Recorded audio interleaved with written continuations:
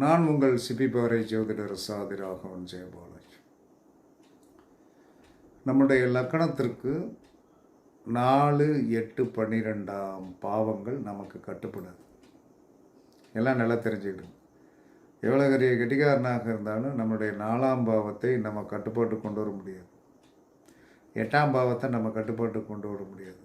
12ஆம் பாவத்தை நம்மளுடைய கட்டுப்பாட்டு கொண்டு வர முடியாது, அடக்கி ஆள முடியாது. இப்போ 4ஆம் பாவத்தில் ஒரு கிரகம் இருக்குது, 8ஆம் பாவத்தில் ஒரு கிரகம் இருக்குது, 12ஆம் பாவத்தில் ஒரு கிரகம் இருக்குது.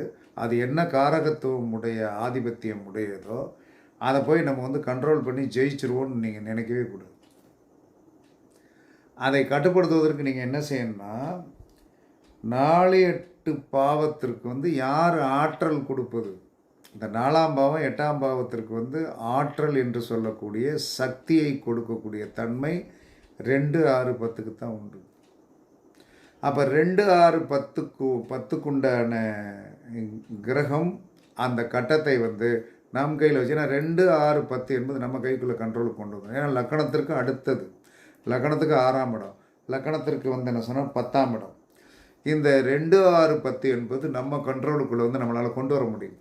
அப்போ 4, 8, 12க்கு ஆற்றல் கொடுக்கக்கூடிய சக்தி 2, 6, 10 போய் இருக்கிற காரணத்தினால இந்த 2, 6, 10 எப்பயுமே நம்ம கைக்குள்ளே வசமாக்கி கொண்டால் தன குடும்பம் 2, 6 என்பது சத்ரு, 10ஆம் இடம் என்பது தொழில் ஸ்தானம். இது நம்ம கண்ட்ரோலில் இருந்துச்சுன்னா இந்த 4, 8, 12 நம்மளை மீறி ஒன்றும் செய்ய முடியாது.